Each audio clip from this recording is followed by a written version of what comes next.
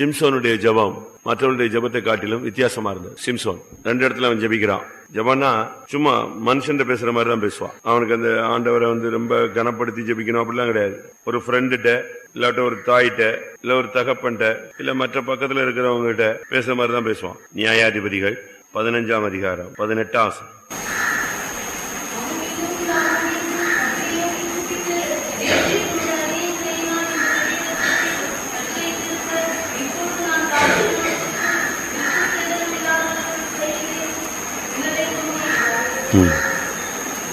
சொல்றான் பாருங்க, கத்தரை நோக்கி கூப்பிட்டு. இதுக்கு முன்னால அவன் ஜெபிச்சதாக எங்கேயுமே இல்ல. கத்தரை கூப்பிட்டான்லாம் இல்ல.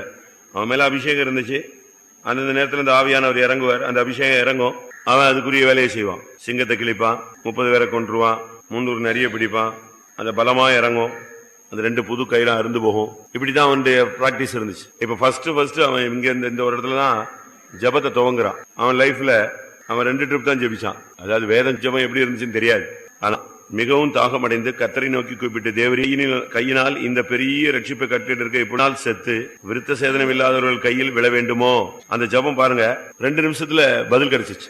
அடுத்த நிமிஷம் தேவன் லேகியில் உள்ள பள்ளத்தை பிளக்க பண்ணி உடனே அடுத்த செகண்ட் அவனுக்கு தண்ணீர் ஓடி வந்தது. என்ன ஜபம் பாத்தீங்களா?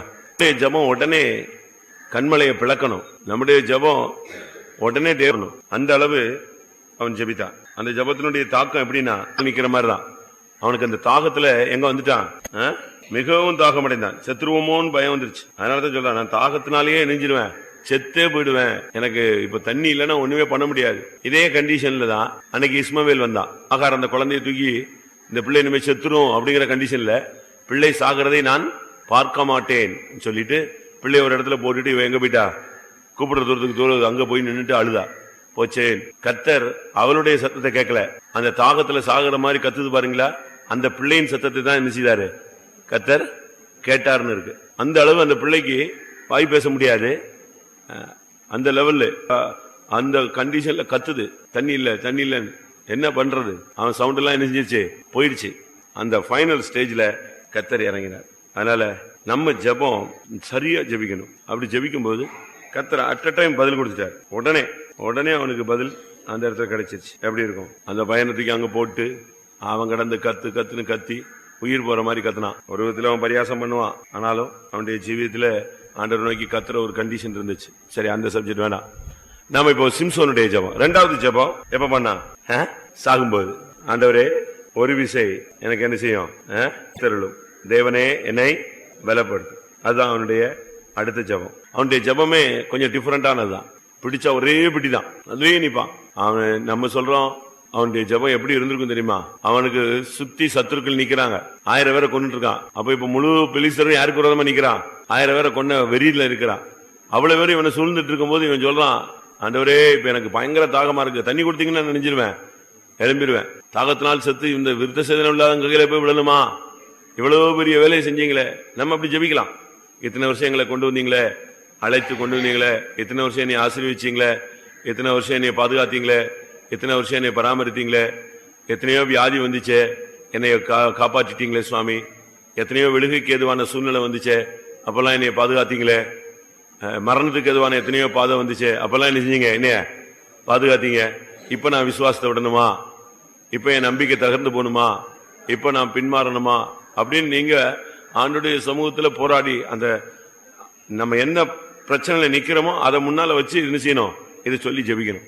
அப்படி ஜெபிக்கும் போது கர்த்தர் ஒரு அற்புதம் செய்வார். நம்மை அழைத்ததை என்ன செய்வாரு, நினைவு கூறுவார்.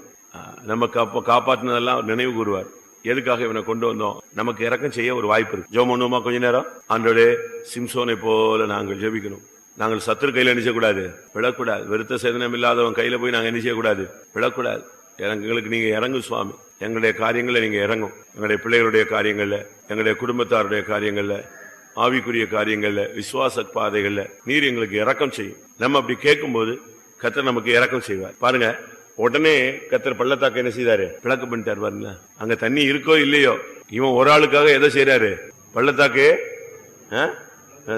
அது இந்நாள் வரையும் இருக்கிறது.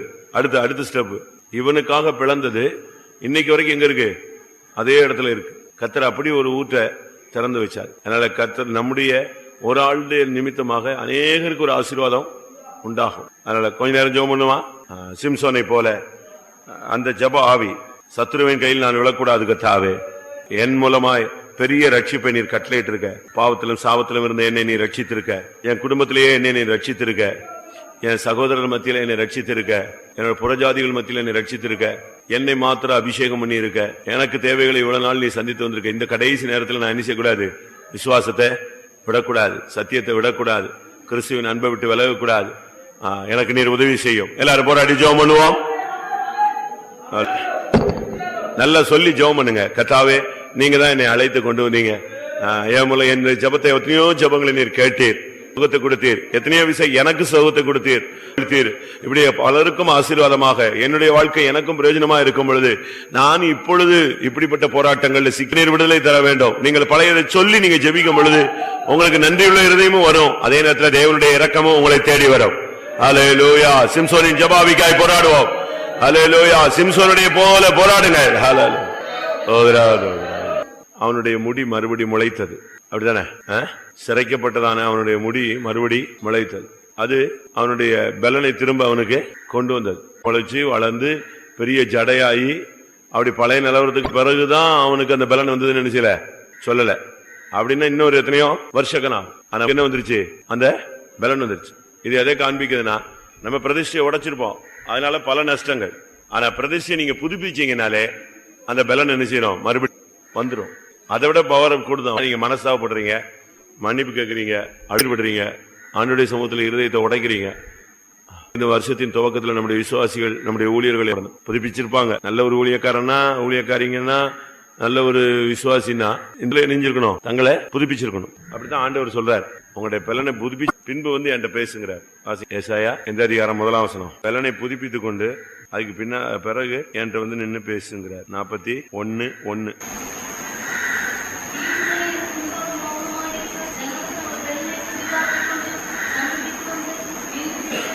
ஜனங்கள் தங்கள் பலனை புதிதாக்கி கொண்டு சமீபித்து வந்து பின்பு என்ன செய்யட்டும்? பேசட்டும். பலனை புதுப்பிக்கிறதுங்கிறது என்னது? பிரதிஷ்டைய புதுப்பிக்க. ஒரு விசுவாசிக்கு காமனா ஒரு பிரதிஷ்டை இருக்கு, ஒரு ஊழியக்காரனுக்கு பொதுவாக ஒரு பிரதிஷ்டை இருக்கு. போக பர்சனலா என்ன இருக்கு? ஒரு பிரதிஷ்டை இருக்கணும். இருக்கா? உங்களுக்குள்ளே நீங்க அப்படி ஏதாவது உங்களுக்குள்ளேயே, அதான் உள்ளான மனுஷன்ல உள்ளது, அப்படி பிரதிஷ்டை இருக்கா? ஒவ்வொருத்தருக்கும் ஒவ்வொன்றிலும் ஒரு பிரதிஷ்டை இருக்கு. உங்களோடு இடைபடுகிற அந்த அனுபவத்தை பொறுத்து, உங்களுடைய வளர்ச்சியை முதிர்ச்சியை பொறுத்து என்ன செய்யுது? அது இருக்கு. அப்படி எல்லாரும் தனித்தனியா பிரதிஷ்டை பண்ணிருக்கீங்களா? எல்லாத்துலயும் ஒரு சின்ன சின்ன பிரதிஷ்டை நமக்கு இருக்கணும். பலியினால் என்னோடு கூட உடன்படிக்கை பண்ணின என்னுடைய பரிசுத்தவான்களை கூட்டி சேருங்கள் என்பார். அவங்க பரிசுத்தவான்கள் தான். ஆனா இந்த பரிசுத்தவான்கள் எப்படிப்பட்ட பரிசுத்தவான்கள்? பலியினாலே உடன்படிக்கை பண்ணின பரிசுத்தவான்கள். இவங்களதான் எங்க கூட்டி சேருங்கள் பாரு, வருகையில இவங்க எல்லாம் கூட்டி சேருன்னு சொல்லுவார். அப்போ நம்முடைய ஊர்களுக்குள்ள பலியினால ஆண்டவரோடு ஒரு உடன்படிக்கை பண்ணுகிற அந்த பிராக்டிஸ் என்ன செய்யணும்? வேணும். உங்களுடைய டிரெஸ்ல ஒரு பிரதிஷ்டை இருக்கணும், உங்களுடைய குடித்தல், உங்களுடைய போஜனம், அவங்களுடைய ஒவ்வொரு காரியங்கள்லயும் ஒரு சின்ன சின்ன பிரதிஷ்டைகள் நீங்கள் இருக்கணும். அதுல ஒரு பலன் இருக்கு. ஒவ்வொன்றில் என்ன இருக்கு? ஒவ்வொரு பலன் இருக்கு. அவன் பாருங்க, அவனுடைய முடி முளைத்தது, அவ்வளவுதான். இனி ஜட போட வேண்டிய அவசியம் எல்லாம் கிடையாது. பில்லர் எல்லாம் நெஞ்சிடலாம், அடிச்சு கட்டடத்தெல்லாம் உடைச்சிடலாம். நியாயாதிபதிகள் 16:22.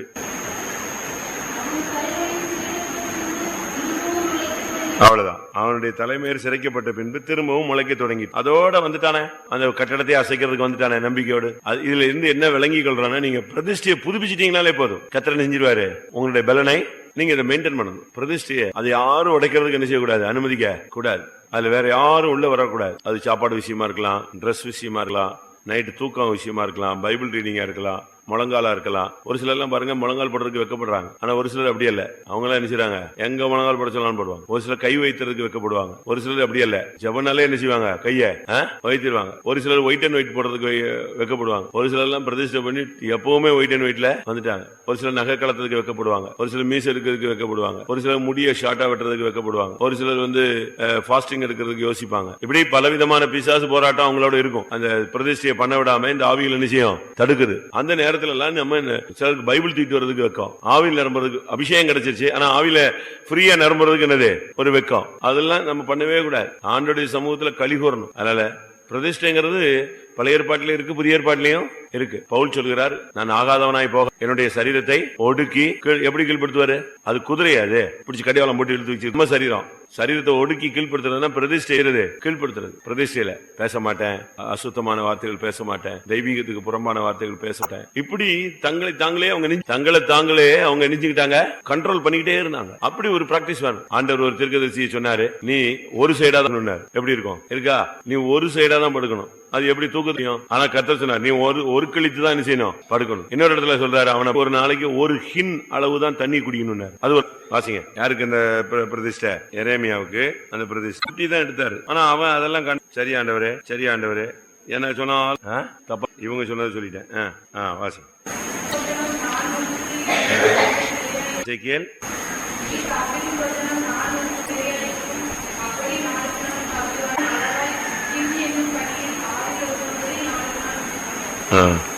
அடுத்து 9வது வசனம்.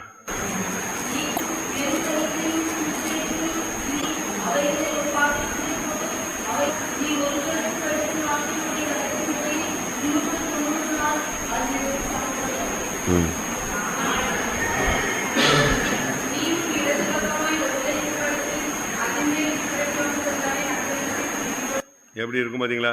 8வது வசனம். அதாவது எப்படி அப்படி படுக்க முடியும்? அதுக்கு ஆண்டவர் சொல்றாரு, நான் உன்னை கட்டிடுவாங்கிறார். ஆசிங்க.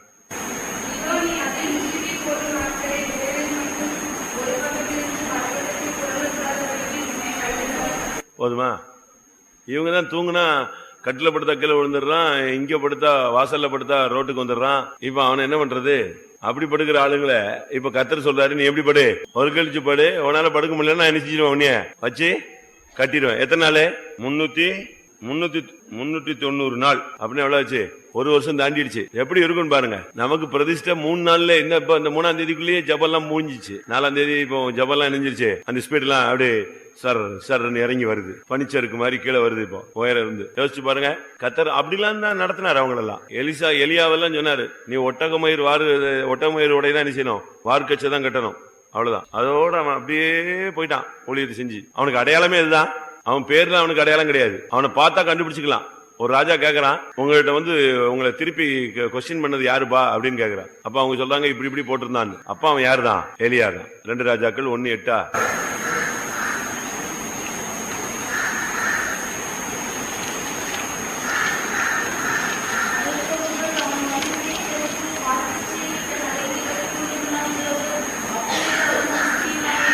எலியாதான். எப்படி இருக்கும் பாத்தீங்களா? இதே பிரதிஷ்டைய படிச்சு வச்சுட்டு அதை ஒருத்தன் பிராக்டிஸ் பண்ணான். அது யாரு?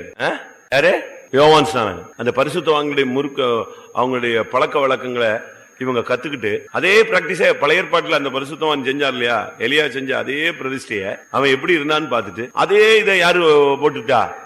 நாம இப்போ சபையில எப்படி நடக்குது சொல்லுங்க. இப்ப நம்ம வாலிப பையங்க, வெளியே உள்ள வாலிப பையனும் பொண்ணு எப்படி ட்ரெஸ் பண்ணுதோ அப்படி பண்ணுது. இவங்க யார பாக்கல, இன்னும் பரிசுத்தவான்களை பாக்கல. சபையில ஆவிக்குரியவங்களை பார்த்து இவங்க ட்ரெஸ் பண்ணல. யார பாக்குறாங்க? சரி, நம்ம தான் அந்த பிள்ளைகளுக்கு வளர்ச்சி இல்ல, முதிர்ச்சி இல்ல, தெய்வீகம் இல்ல, பேரண்ட்ஸ் தான் போய் ட்ரெஸ் வாங்குறாங்க. அவங்களுக்கு தான் அந்த உரிமை இருக்கு. இவங்களாவது ஒரு ஆவிக்குரிய தன்மையில வாங்கி கொடுக்குறாங்களா? சொல்லுங்க. நீங்க தானே பேரண்ட்ஸ். இவங்க அப்படி வாங்கி கொடுக்குறாங்களா? இவங்களும் வாங்கி கொடுக்கறது இல்ல. எங்கெல்லாம் மொட்டை கையே இல்லாத ட்ரெஸ் எவெல்லாம் விற்கிறானோ அந்த கடையா தேடி போறது. நாசரத்துல எல்லாம் கை இருக்குன்னா இவன் திருநெல்வேலியில போய் கை இல்லாம வாங்கிட்டு வரான். அது நான் சொல்றது கஷ்டமா இருக்கா? உண்மைதான். நீ எதை வாங்கி கொடுக்கணும்? இல்ல, என் பிள்ளை கேட்கத்தான் செய்யும்.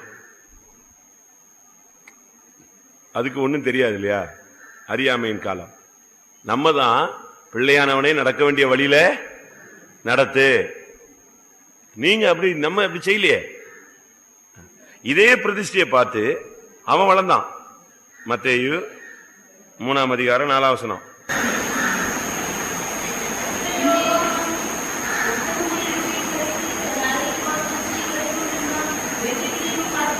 ஏன் இவனுக்கு யார் சொல்லி கொடுத்தா? இவன் இப்படித்தான் ட்ரெஸ் பண்ணணும்னு யாரும் சொல்லி கொடுத்தாங்களா? அப்படி அல்ல. இவன் மற்றவங்களை கண்டு பரிசு தன்னுடைய முன்னோர்களை பார்த்து என்ன செஞ்சான்? கத்து பிராக்டிஸ் எடுத்துக்கிட்டான். இவன் ஒத்தைக்கு ஒரே பையன், ஒரு ஆசாரிய குடும்பத்தை சேர்ந்தவன். ரொம்ப கிராண்டா வாழலாம், இஷ்டத்துக்கு சுத்தலாம், ஆனா பிரதிஷ்டையில் நின்னான். அதான் நம்முடைய ஜீவியம். நம்முடைய விசுவாசிகளுடைய பிரதிஷ்டைகள்லாம் மறுபடியும் என்ன செய்யணும்? புதுப்பிக்கப்பட வேண்டிய நேரம் இதுதான். அப்படி புதுப்பிச்சா கர்த்தர் என்ன செய்வாரு? அந்த பலனை திரும்ப தருவார். அற்புதம் நடக்கும், அதிசயம் நடக்கும், சபை அசையும், தேசம் அசையும், குடும்பங்கள் அசையும், பெரிய காரியங்கள் நடக்கும். நாமே போய் யோவான் சாணனுக்கு அம்மா அப்பா இல்லையா? அனாதையா வரணும் இல்லையே, அவங்க அம்மா அப்பா எல்லாம் இருந்தாங்க.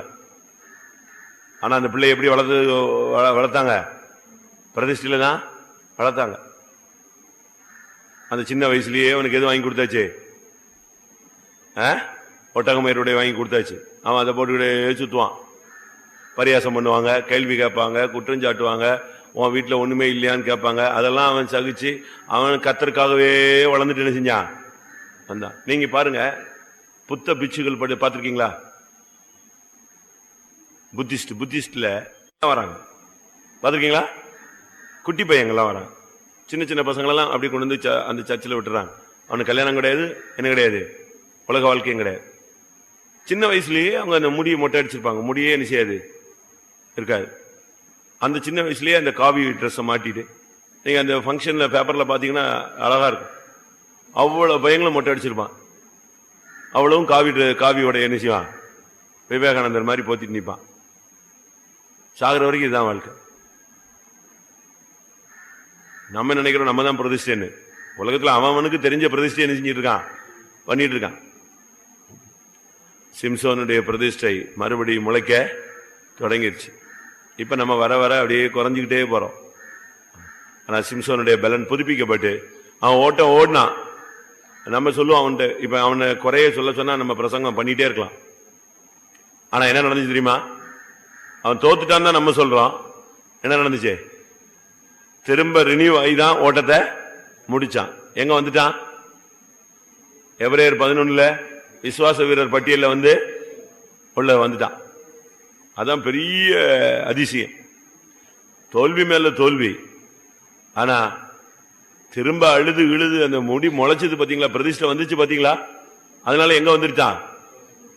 சாலமோனை காணோம். யார் வந்துட்டா? ஞானிய காணோம், கண்ணீர் விட்டவன் வந்துட்டான். ஞானிய காணோம். வாசிங்க எபிரேயர் 11:32.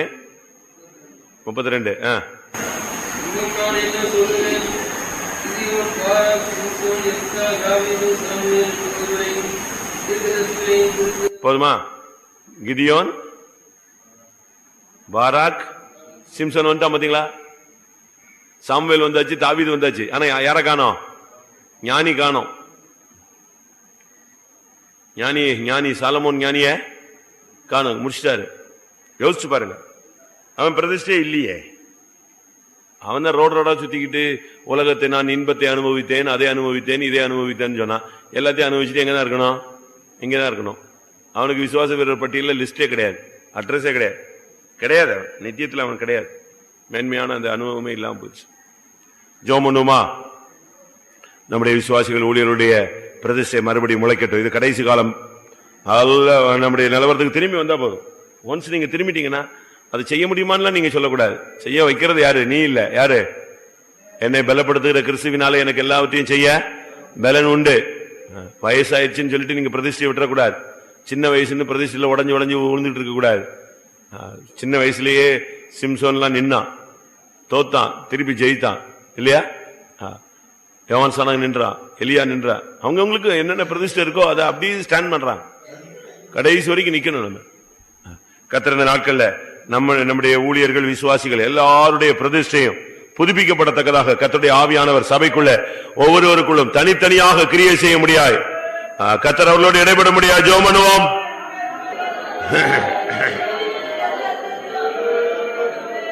ஆமென். இந்த பிரதிஷ்டைகள் மறுபடியும் நமக்கு திரும்பி வரணும்னா நம்ம எல்லாருக்குள்ளேயும் அந்த எலியாவின் ஆவியும் பலமும் வரணும். யோவான் அதை பிரதிஷ்டையில் இருந்ததுக்கு காரணம் என்ன சொல்லியிருக்கு? அவன் எப்படி வந்தான்? எலியாவின் ஆவியும் பலமும் உடையவனுமாய் வந்தான். அந்த ஆவியும் அந்த பலனும் அவனுக்குள்ள இருந்ததுனாலதான் அந்த பிரதிஷ்டை அவனுக்குள்ள அப்படி ஸ்டாண்ட் பண்ணது, உடையாம பாதுகாத்தது. வாசிங்க. இவ்வளவு வீக்கா இருந்தா அவங்கள வச்சு நான் என்ன பண்றது? இவ்வளவு ஸ்லோ கோச் டியூப்லைட் மாதிரி இருந்தா எப்படி இருக்கும்? எலியாவின் ஆவியும் பலமும் உடையவனாய் வந்தான் இல்லையா? வாசிங்க.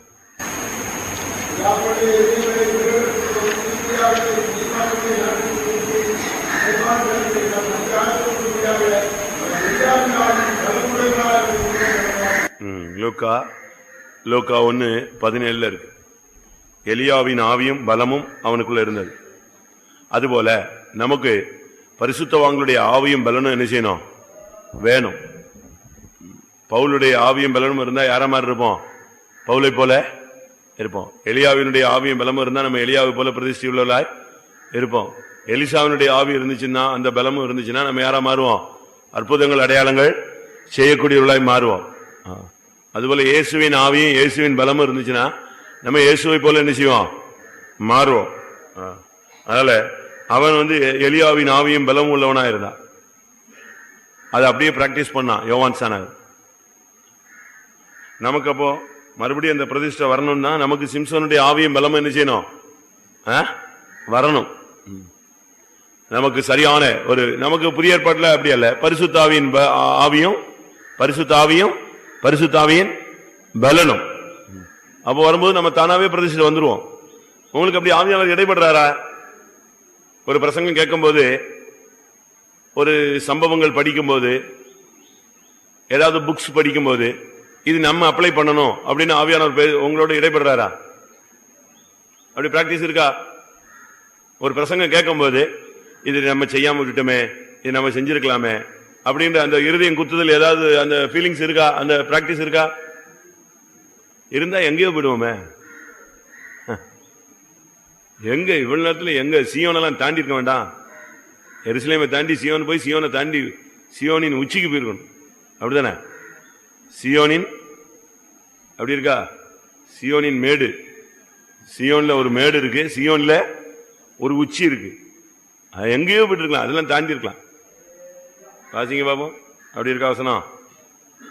சியோனின் மேடு, சியோனின் உச்சி. ஏசாயா 31:4 பாத்தீங்கன்னா சியோனின் மலைக்காகவும் அதன் மேட்டுக்காகவும். எரேமியா 31:12 பாத்தீங்கன்னா சியோனின் உச்சி. அப்ப சியோனின் உச்சி, சியோனின் மேடு. அப்ப நீங்க இருதயம் குத்தப்பட்டு அப்படிலாம் இருந்தா இவ்வளவு எங்கேயோ போயிட்டு இருக்கணும்ல.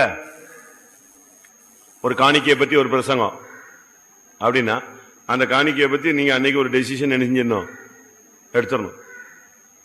பிரதிஷ்டையை பத்தி ஒரு பிரசங்கம் அப்படின்னா அதை அப்படியே நம்முடைய லைஃப்ல என்ன செய்யணும்? எடுத்துக்கணும். சாந்தத்தை பத்தி ஒரு பிரசங்கம், அவ்வளவுதான். அப்படியே சாந்தமா மாறுறதுக்கு நம்ம அன்னைக்கு ஒரு பிரதிஷ்டை எடுத்து இப்படி மாறும்போதுதான் என்னது கொஞ்சம் கொஞ்சமா என்ன செய்யறோம்? மகிமையின் மேல் மகிமை அடைந்து என்ன செய்யறோம்? மறுரூபப்படுகிறோம். அந்த டிரான்ஸ்பிகரேஷன் அப்பதான் கொஞ்சம் கொஞ்சம் கொஞ்சம் கொஞ்சமா மாறி மாறி நமக்குள்ள நடந்துகிட்டே இருக்கும். அந்த பூச்சி, அந்த கூட்டு புழு பாத்தீங்களா? அதுக்கு முன்னால எப்படி இருக்கு? ஒரு புழு, சாதாரண ஒரு புழு, அது சின்னதா இருக்கும், ஒரு குறிக்கப்பட்ட வளர்ச்சி வரும். அதுக்கு பிறகு ஏதாவது மாட்டிக்குது, கூட்டுக்குள்ள போயிருது. திருப்பி வெளியே வரும்போது எப்படி வருது?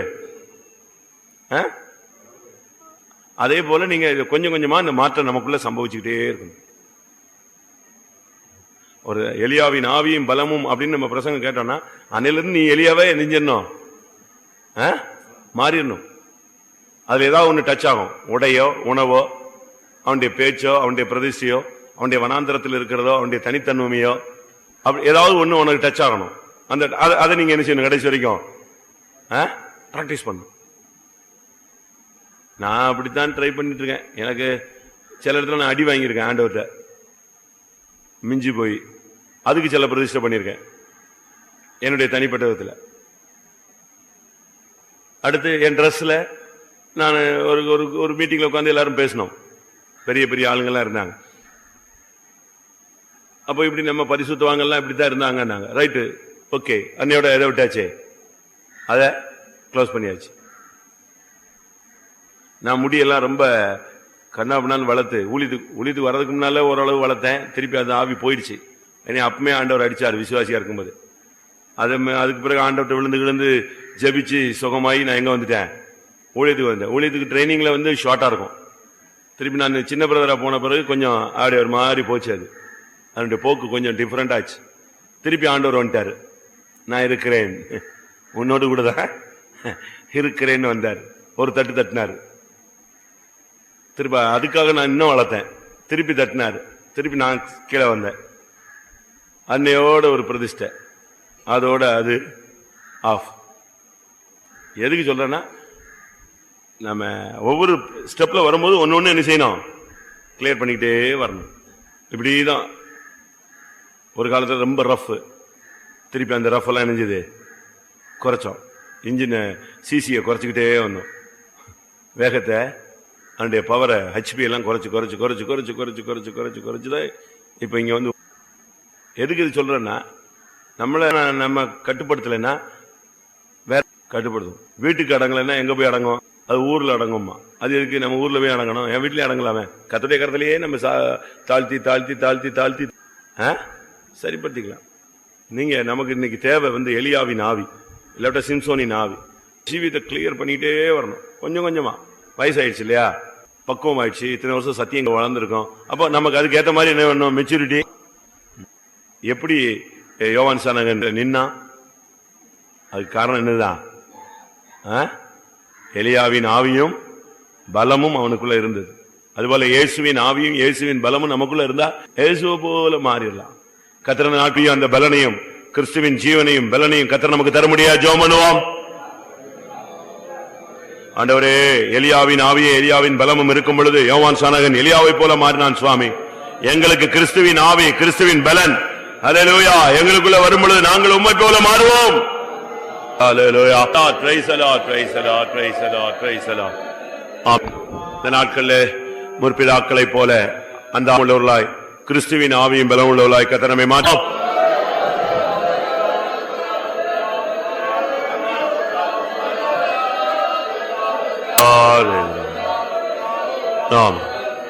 நம்முடைய சபையில இப்ப இருக்கிற ஜனங்களுக்கு நல்ல தரிசனங்கள் இருக்கணும்.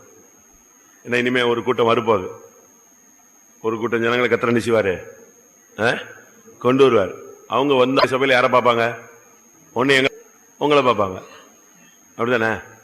கண்ணுக்கு முன்னால நீங்க யாருதான்? நாங்களும் நீங்களும். அப்ப நம்மளை பார்க்கும்போது அவங்க நம்மள சியோங்கள் எப்படி இருக்கிறோம்? ஆசிங்க, நீர் எங்களுக்கு கொடுத்த பிள்ளைகளும் நாங்களும். ஏசாயாதான் வசனம் என்ன தெரியல, 8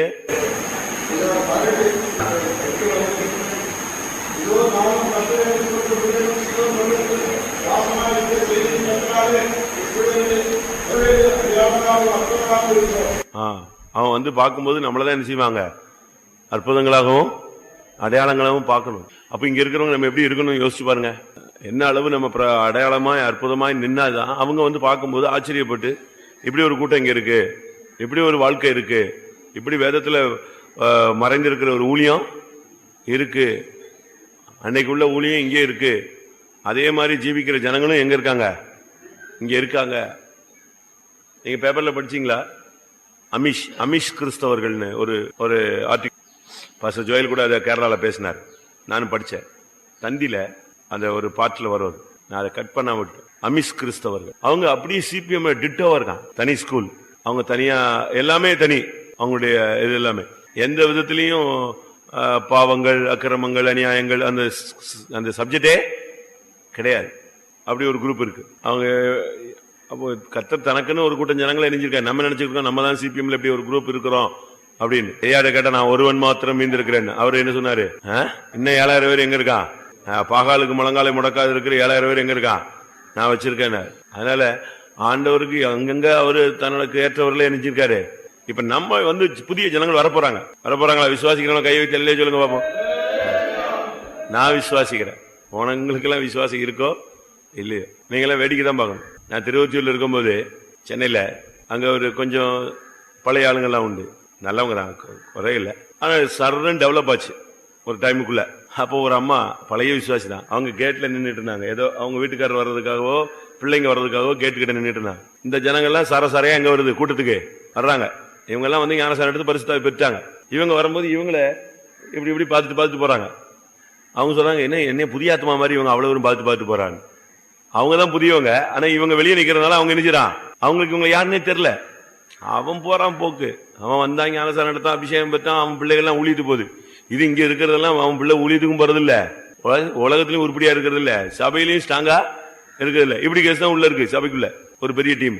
இவங்கெல்லாம் பார்த்துட்டு அவங்க சொல்றாங்க என்னைய கூப்பிட்டு, என்னைய புதிய ஆத்மான்னு நினைச்சிட்டு எல்லாரும் இப்படி திரும்பி திரும்பி பார்த்துட்டு போறான். ஆமா நீ யார்கிட்ட பழகுன, யார்கிட்ட பேசின, யாருக்கு நீ ஒழுங்கா கூட்டத்துக்கு வந்த? அவன் 6 மாசம் 1 வருஷம் வந்தான், உன்னைய பார்க்கவே இல்லை. நீ அப்படி சும்மா அப்படி இந்த இது மாதிரி வருவ, லேட்டா வருவ, லேட்டா போவ. அப்போ உன்னை எனக்கு தெரியும். நீ செத்துட்டான்னு சொன்னா கூட ஒரு விசுவாசிக்கு என்ன செய்யாது? இப்படி ஒரு விசுவாசி எங்க இருக்கான்னு தெரியும் தெரியாதுல்ல.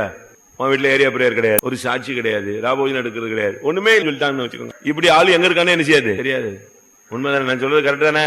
ராபோஜனம் எடுக்கிறது இல்ல, சபையில சாட்சி, அடுத்து ஏரியா பிரேயர் அவன் வீட்டுல எந்த ஏரியா பிரேயருக்கு இவன் போறதும் இல்ல. அப்ப எனக்கு மட்டும், எங்களுக்கு ஊழியக்காரங்க மட்டும்தான் இவன் வீட்டுக்கு ஷண்டிங் அடிச்சுட்டு மாசம் மாசம். மற்றபடி இவன் அப்படின்னா செத்து போயிட்டாங்க. யாரு இந்த ஆளு யாருன்னே என்ன செய்யல சொல்லுவான்ல. மாசத்துல ஒரு ட்ரிப்பாவது எழும்பி கத்தருக்கு சோத்திரம், கத்தரை நினைக்கிறாரு, எனக்கு வியாதி வந்துச்சு, ஏசு என்ன செஞ்சாரு, என்னையாரு பிரச்சனைகள் மத்தியில போனேன், அக்னி கூடாவே போனேன், இல்ல கத்தரை என்ன செய்தாரு, என்னைய அது அதான் சொன்னாதான் இல்லைன்னு தெரியும். அதாவது நம்முடைய விசுவாசிகள், பழைய விசுவாசிகள் எல்லாம் வெளிப்படுத்தல் உள்ளவளா இருக்கணும், நல்ல ஒரு அனுபவத்துல வரணும். வாக்குத்தத்த சந்ததின்னு தான் பேரு, ஆனா கண்ணுலாம் நெஞ்சிச்சு மங்கிடுச்சு.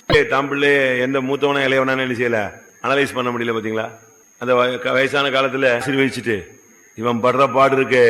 யாரு ஒரிஜினல் பேர் வெளி வந்துட்டான், என்னை ஆசீர்வதிங்கிறான்.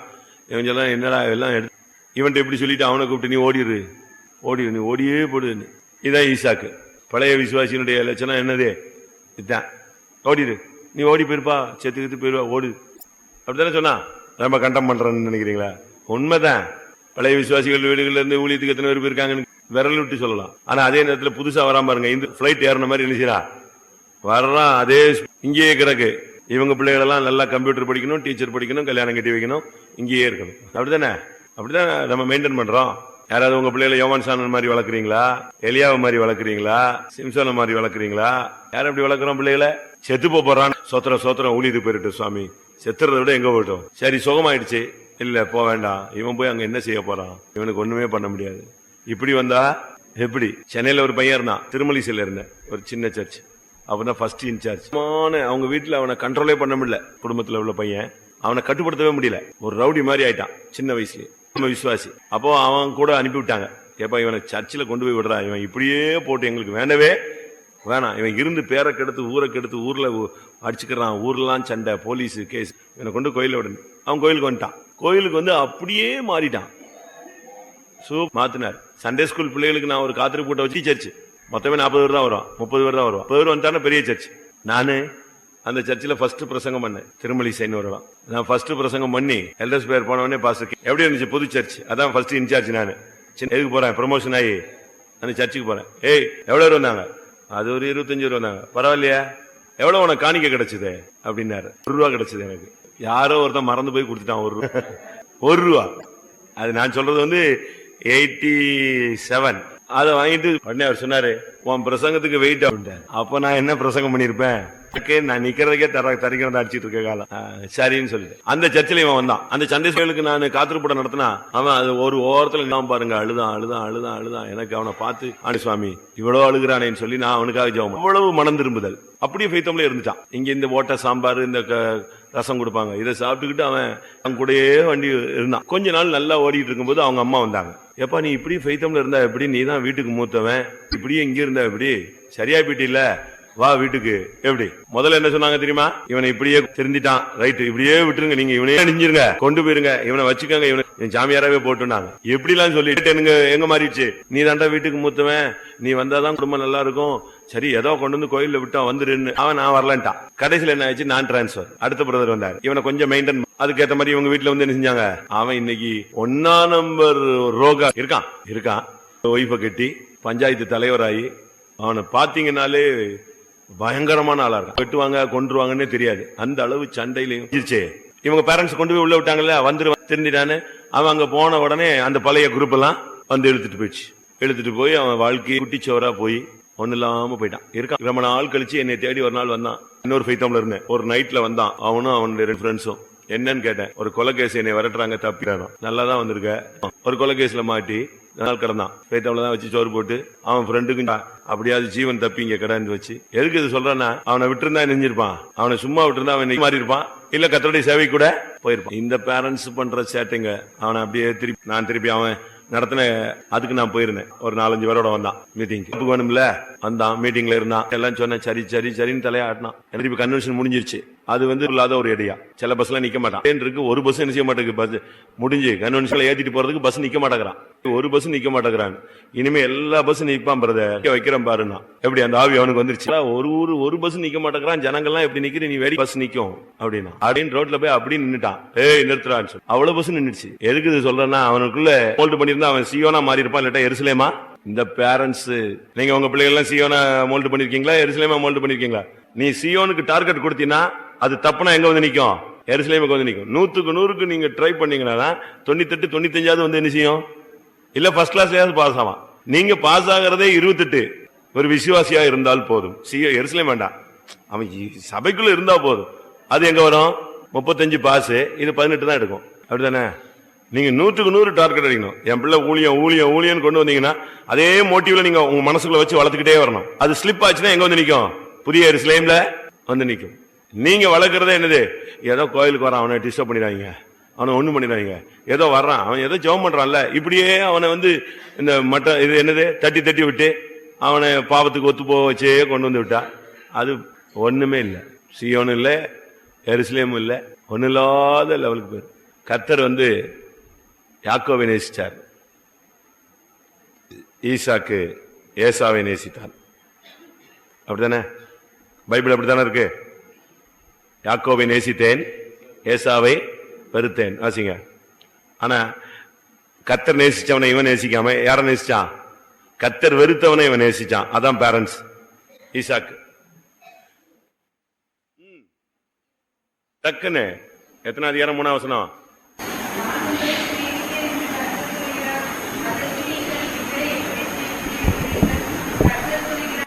வசனம் சொல்லணும்ல. மல்கியா 1 வாசிங்க.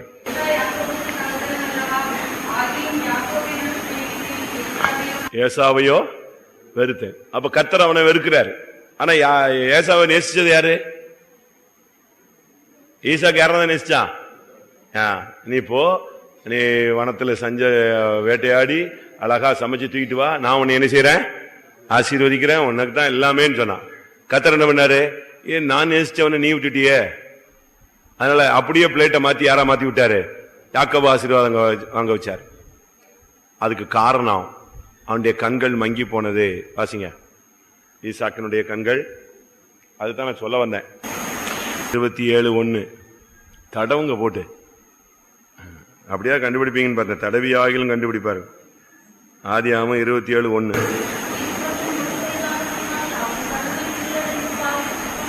போதுமா? ஈசாக்கு முதிர் வயதான போது, முதிர் வயதுங்கிறது சபையில பழைய விசுவாசிகளை அந்த முதிர்ச்சி அடைந்த தன்மை. முதிர் வயதாயிடுச்சு. ஆனா என்ன நடந்துருச்சு? கண்கள் இருளடைஞ்சு பார்வை அற்று போயிடுச்சு. மோசையின் கண்கள் எப்படி இருந்துச்சு? முற்பிதாக்களின் கண்கள்லாம் எப்படி இருந்துச்சு? இல்லையா? நான் தப்பா சொல்றேனா?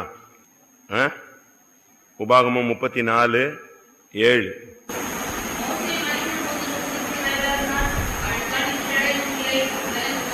போதுமா?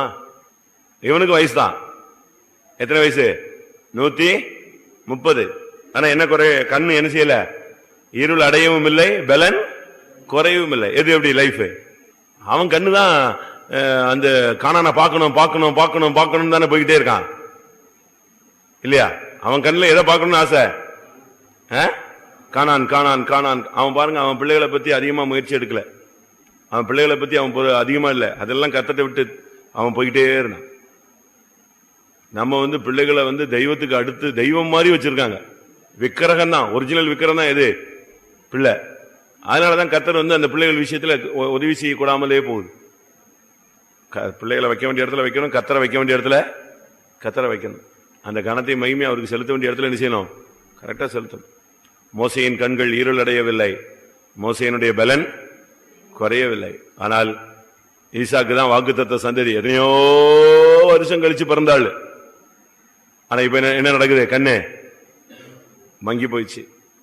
அதாவது வயசானதுல கண்ணு குறைஞ்ச போது சொல்லல, அவனுடைய தரிசனம் இழந்து போனான். தரிசனம் இழந்ததுனாலதான் அன்னைக்கு அண்ணன் நம்பிக்குள்ள பயங்கர குழப்பம். கண் தெளிவா இருந்தா யாக்கோபு ஆசீர்வச்சிருப்பானா? சொல்லுங்க. அப்படியே யாக்கோபு என்ன அவனை மட்டும் ஆசீர்வதிக்கிறீங்க, என்னை ஆசீர்வதிக்கல, அவனை மட்டும் நீங்க எதையோ கொண்டு வர சொல்லியிருக்கீங்க, ஆசீர்வதிக்கிறேன்னு சொல்லியிருக்கீங்க, எனக்கு கொடுங்கன்னு சொல்லியிருந்தா அவன் இவனுக்கு ஒரு லிமிட் கொடுத்திருப்பான். நீ இப்படி இரு அப்படின்னு சொல்லிட்டு மூத்தவனுக்குன்னு எதை வச்சிருப்பான். அதையும் வைக்க தெரியலையே, முடிஞ்சிச்ச. அவன் கேட்கறான், நீ மூத்தவன் இளையவனை சேவிப்பாய். இவன் சொல்றான், இந்த ஒரு ஆசீர்வாதம் தான் இருக்கா, வேற ஒண்ணுமே இல்லையா? ஒண்ணுமே இல்லப்பா, எல்லாத்தையும் யாரும் வாங்கிட்டு போயிட்டா. அப்ப பாருங்க, இவனுடைய மைண்ட்ல ஏசாவுக்கு தான் ஃபுல்லா கொடுக்கணும்னு என்ன இருக்கு, ஐடியா இருந்திருக்கு. அதை கர்த்தர் செஞ்சாரு, கவுத்தி விட்டாரு. காரணம், கண் விசுவாசத்துல பார்வை தெளிவா இருக்கணும். இந்த சிபிஎம் உபதேசத்துல வந்தா, அப்போஸ்தல உபதேசத்துல வந்தா, இந்த அப்போஸ்தல உபதேசத்துல உங்களுடைய கண்கள் எப்படி இருக்கணும்? தெளிவா இருக்கணும். இந்த பாடுகள் வரும்போது, பிரச்சனைகள் வரும்பொழுது நம்முடைய கண்கள் என்ன செய்யாது? தெளிவா இருக்காது. ஜெபம் பண்ணுவோமா கொஞ்ச நேரம்? நம்முடைய விசுவாசிகள், பழைய விசுவாசிகள் எல்லாம் புதிய ஜனங்கள் வரப்போறாங்க. அவங்களுக்கு எப்படி இருக்கணும்? நல்ல தரிசனம் உள்ளவர்களாய், அற்புதங்களாய், அடையாளங்களாய் என்ன செய்யணும்? நிக்கணும். நீங்களும் இங்கதான் இருக்கீங்களா? ஐயோ, அவங்க ஆச்சரியப்படணும் உங்களை பார்த்து. அவன் உள்ள வந்து, இவன்லாம் இங்கேயா இருக்கான், போச்சு இந்த சபைக்கா நம்மளை கொண்டு வந்தாருன்னு சொல்லிடக்கூடாது. உங்களை பார்த்துட்டு அக்கா, பிரதர், சிஸ்டர்ன்னு சொல்லிட்டு என்ன சொல்லணும்? நீங்க இந்த சபையில தான் இருக்கீங்களா? பரவாயில்ல, கர்த்தர் எங்களை எங்க கொண்டு வந்துட்டாரு, இங்கேயே கொண்டு வந்துட்டாருன்னு சொல்லணும். உன்னைய பார்த்த உடனே ஐயோ, இவன்லாம் இங்கதான் இருக்கானா, இந்த ஆள்லாம் இங்கதான் இருக்கா, சோத்திரம், நம்ம இங்க வந்தது தப்பு அப்படின்னு யோசிச்சிடவே கூடாது. அந்த விஷயத்துல நீங்க அதுக்கு தான் ஜெபிக்கிறேன். உங்களை குறை சொல்றதுக்காக ஜெபிக்கல. அவங்க வரும்பொழுது நீங்க யாரா இருக்கணும்? சீயோனிலே அற்புதங்களாகவும், நாளைக்கே வரலாம், இன்னைக்கு நைட்டு கூட பைபிள் ஸ்டடிக்கு புதிய ஆத்துமாக்கள் வரலாம். அப்படி வந்தா உங்களை பார்த்து அவங்க என்ன செய்யணும்? ஆச்சரியப்படணும். பரவாயில்ல, இப்படிலாம் இருக்காங்க, இந்த லைஃப் இருக்கு, அடையாளங்களும். பழைய விசுவாசிகளை கர்த்தர் வருகிற புதிய ஆத்துமாக்களுக்கு மாதிரிகளாக, அற்புதங்களாக, அடையாளங்களாக, ஆச்சரியங்களாக கர்த்தர் மாற்றி தர முடியாக, முன்மாதிரிகளாக மாற்ற முடியாது. ஜெபம் பண்ணுவோம். ஆண்டவரே, எல்லாத்தையும் கண்களையும் பிரகாசிக்க செய்யும், பலன் குறையக்கூடாது. சீயோனிலே அற்புதங்களாக, அடையாளங்களாக நாங்களும் எங்களுடைய ஜனங்களும் மாறணும் கர்த்தாவே. அல்லேலூயா, அல்லேலூயா, அல்லேலூயா. ஆண்டவரே, நீரும், ஆண்டவரே, நாங்களும், ஆண்டவரே, எங்களுக்கு கொடுத்த பிள்ளைகளும், ஆண்டவரே, சீயோனிலே அற்புதங்களாய், அடையாளங்களாய் இருக்கிறோம். ஆமா, நம்முடைய 20 சபையிலும் ஜனங்கள் நிரம்பி வெளியேறும் வரணும். கடற்கரை பக்கத்துல இருந்து ஜனங்கள் வரணும். வாசிங்க அது. கடற்கரையின் திரளான ஜனங்கள் உன் வசமாய் திரும்பும். ஏசாயா எங்கேயாவது எடுங்க. ஏசாயா 60 பாருங்க, அதுல இருக்கான்னு இல்லையா?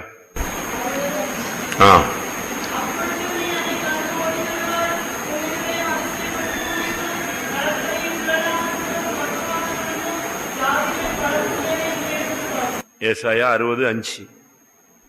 எப்படி? நீ அதை கண்டு ஓடி வருவாய், உன் இருதயம் அதிசயப்பட்டு பூரிக்கும். கடற்கரையின் திரளான கூட்டம் உன் வசமாய் திரும்பும். ஜாதிகளின் பலத்த சேனை உன்னிடத்திற்கு வரும். அங்கிருந்து வருவாங்க, இங்கிருந்து வருவாங்க. 4 சுற்றிலும் உன் கண்களை ஏறெடுத்துப்பார், அவர்கள் எல்லாரும் ஏகமாய் கூடி உன்னிடத்திற்கு வருகிறார்கள். அதனால நம்ம கண்களை ஏறெடுத்து பார்க்க வேண்டிய நேரம் இதுதான். சிங்காசனத்தை நோக்கி ஒத்தாசை ஒரு பர்வதங்களுக்கு நேராக ஏறெடுக்க வேண்டிய நேரம் இதுதான். நம்ம கண்களை ஏறெடுக்கும் பொழுது ஜனங்கள் என்ன செய்வாங்க? தூரத்திலிருந்து உன்னிடத்துக்கு வருவார்கள், ஏகமாய் கூடி வருவார்கள். பாவத்தில், சாபத்தில், அக்கிரமத்தில், அநியாயத்தில், சபையில, ஜாதியில, பல விதங்களில் கட்டப்பட்ட ஜனங்கள் வருவாங்க. இந்த ஏசாயா 60:4-5 கடற்கரை திரளான ஜனங்கள், இன்னும் சுற்றிலும் இருக்கிற ஜனங்கள், ஒரு கூட்டம் பெரிய திரள் ஜனங்களை கர்த்தர் நம்முடைய வசமாய் திருப்ப முடியாது. ஜெபம் பண்ணுவோம். ஓ ரபகதி ரபகர ரபகர ரபகதிதானியா ரபகர திபிமானாமானா.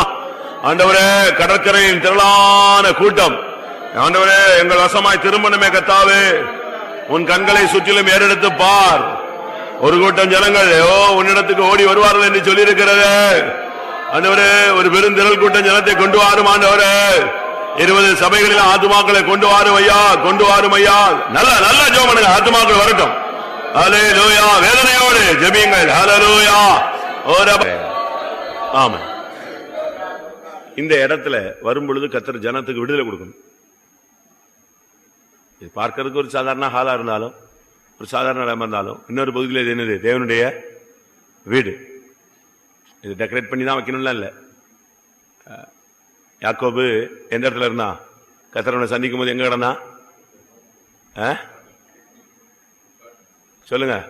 சும்மா ஒரு காட்டுல நரி ஊழையிடுற இடத்துல தான் கிடந்தான். அப்படித்தானே? பாலான அவாந்தர வெளிகளிலே ஓலையிடுகிற இடத்துல தான் இருந்தான். ஆனா அந்த இடம் எதா மாறி எதா இருந்துச்சு? கர்த்தருடைய ஏணி உள்ள இடமாய், வானத்தின் வாசலாய், பெத்தேலாய் மாறி. அதுக்கு முன்னால் அந்த இடத்துக்கு பேர் என்னது? லூஸ். லூஸ்னா என்ன? லூஸ்னா என்ன? பைத்தியமா? அந்த லூஸ் இல்ல. லூஸ் அப்படின்னா கர்வ் அப்படின்னு அர்த்தம். கர்வ்னா என்னது? கோணல், வளைவு. அந்த இடத்துல கர்த்தர் எப்படி மாத்தினாரு? கோணலா இருந்த இடத்த செவ்வையா மாற்றி அந்த இடத்த எப்படி மாத்தினாரு? பெத்தேலாய் கர்த்தர் மாற்றினார், வானத்தின் வாசலாய் மாற்றினார். அப்ப அந்த இடத்துல ஒண்ணுமே கிடையாது. இன்னைக்காவது இவ்வளவு பெரிய விசுவாச வீடு இருக்கு, அங்க ஒண்ணும் கிடையாது. இவன் தலைக்கு ஒரு கல்லை வச்சு படுத்திருந்தா அந்த கல் எடுத்து நட்டி தாங்கையில இருந்த எண்ணெய்க்கு அது தலையில ஊத்தி இந்த கல் தேவனுக்கு வீடாகும் சொல்லிட்டு போயிட்டான். அதுபோல இந்த இடம் வானத்தின் வாசலா இருக்கணும். இந்த இடத்துல கால் வச்ச ஜனங்களுக்கு சுகம் உண்டாகும். இந்த இடத்துல போனேன் எனக்கு சுகம் கிடைச்சு, இந்த இடத்துல போனேன் எனக்கு வியாதி போயிடுச்சு, பிசாசு ஓடிடுச்சு, எனக்கு இளைப்பாறுதல் கிடைச்சது. இந்த இடத்துக்கு போனேன் எனக்கு அபிஷேகம் கிடைச்சது. நாயோதின்னு ஒரு இடம் இருந்துச்சு. அந்த இடத்துக்கு பேர் என்னது? நாயோதி. நாயோதினா சாமுவேல் இருக்கிற இடம். தாவீது தப்பி இப்பி ஓடி போய் எங்க சேர்ந்துட்டான்? நாயோதியில சாமுவேல்கிட்ட போய் சேர்ந்துட்டான். இவன் நாயோதியில சாமுவேல்கிட்ட இருக்கிறான் உடனே சவுல் ஆளை அனுப்பி பிடிக்கிறதுக்கு ரெடி பண்ணான். அவங்க வந்தாங்க. அந்த நாயோதிங்கிற இடத்துல கால் வச்சதுதான் தாமதம். வந்தவனுக்கெல்லாம் என்ன கிடைச்சிருச்சு? அபிஷேகம் கிடைச்சிருச்சு. எல்லாம் ரோடெல்லாம் திருக்க செஞ்சு சொல்ல ஆரம்பிச்சிட்டான். அந்த ஊர் எல்லையில வந்த உடனே என்ன கிடைக்கும்? அடுத்து ஒரு குரூப் அனுப்புனா. அவங்களும் அந்த இடத்துக்கிட்ட வந்த உடனே என்ன வந்துச்சு? 1 சாமுவேல் அவ்வளவுதான். பாவம் அவங்கள போய் என்ன பண்றது? சொல்றான் பார், 19ஆம் அதிகாரம் 18ஆம் வசனம்.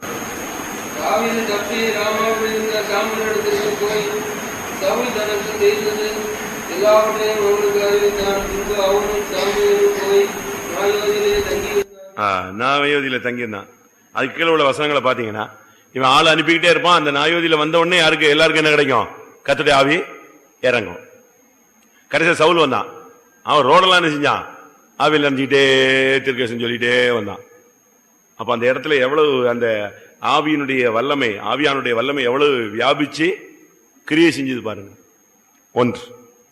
2வது, இந்த இடம் ஒரு பெத்தேலா இருக்கணும். பெத்தேல் வருகிற ஜனங்களுக்கு ஜபங்கள் கேட்கப்படுகிற இடம். 3வது, இது ஒரு பெதஸ்தா குளமா இருக்கணும். இந்த இடத்துக்கு வந்தா வியாதி என்ன செய்யணும்?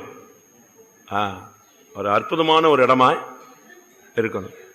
இந்த இடத்துல வந்தா சுகமாயிடும். அதனால இந்த இடம் நம்ம இந்த இடத்துக்காக ஜெபம் பண்ணுவோம். இந்த இடம் முழுவதும் மகிமை இருக்கணும், ஆளுகை இருக்கணும், வல்லமை இறங்கணும். இந்த இடத்துக்கு வந்த உடனே சுகம் கிடைச்சிடணும், சமாதானம் கிடைச்சிடணும். ஒருவன் இந்த ஆலயத்தை நோக்கி விண்ணப்பம் பண்ணினால் அவன் சிறையிருப்பை, சாலமோன் ஜெபம் பண்றான் பாருங்க, இந்த ஆலயத்தை நோக்கி ஒருவன் சிறையிருப்புக்கு போகும் பொழுது ஒருவன் இந்த ஆலயத்தை நோக்கி ஜெபம் பண்ணினால் அவனுடைய சிறையிருப்பை திருப்பும். பஞ்சத்தில் அடிபட்ட ஜனங்கள் இந்த ஆலயத்தை நோக்கி ஜெபம் பண்ணால் பஞ்சத்தை மாற்றும். அப்படிலாம் ஜெபம் பண்றான். வறட்சியில மழை இல்லாத காலங்களில் இந்த ஆலயத்தை நோக்கி ஜெபித்தால் என்ன செய்யணும்? தேசத்துக்கு மழையை கொடுக்கணும். அப்ப அந்த ஆலயத்தை எவ்வளவு மேன்மைப்படுத்தினா பாத்தீங்களா? அதனால நம்ம ஜெபம் பண்ணுவோம்.